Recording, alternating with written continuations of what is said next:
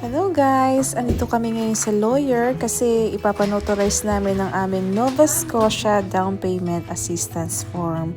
So, kailangan kasi inauthorize yung form na yun.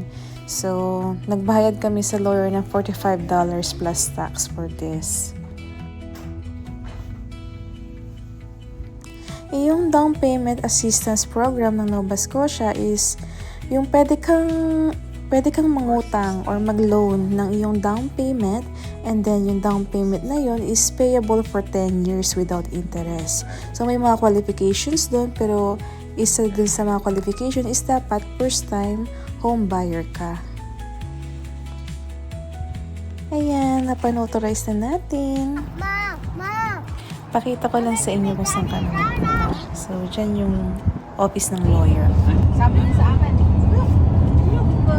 Ayan, on the way kami sa New Glasgow. right, Liam?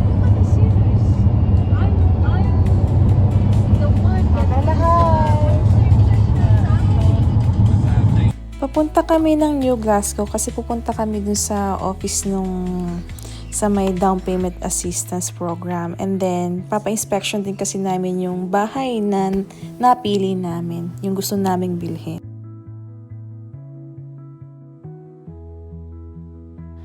Punta muna tayo sa office. So, nung sinabit ko pala yung form, so, okay naman, i-review nila. So, perfect naman tayo sa documents. Pero more review pa nung isa nilang social workers. So, kung may kailangan sila, i-email nila tayo or tatawagan.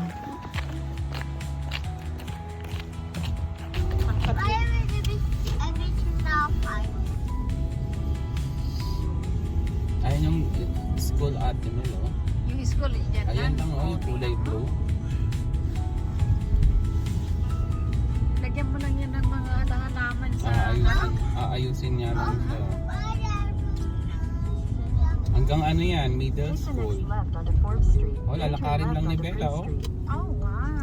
Si Liam nga, 9 years dyan. Oo. Yan lang school niya. Diyan lang siya, oh. Ayan, pinapa-inspection na namin yung bahay.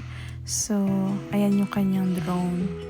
So, tinitingnan yung bubong, yung outside ng bahay.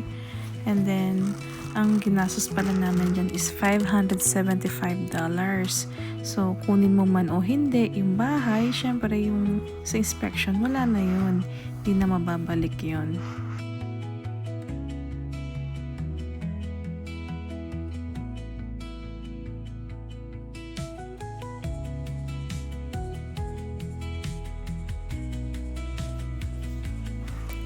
Sobrang gusto ko yung location nitong bahay na to. As in, sobrang malapit siya sa lahat. So, perfect place talaga siya for us. So, nakita ko na yung whole future ko sa lugar na yan. Hello guys! Andito na kami sa apartment namin ngayon. So, okay naman yung naging inspection ng bahay. Ito, puyat na puyat siya kasi nag-night shift pa siya kagabi, and then pumunta kami ng New Glasgow, and may iba pa kami mga lakad. So, ayan, pagod siya ngayon. Alright, tingnan nyo muna si bye-bye. Bye-bye! Bye-bye!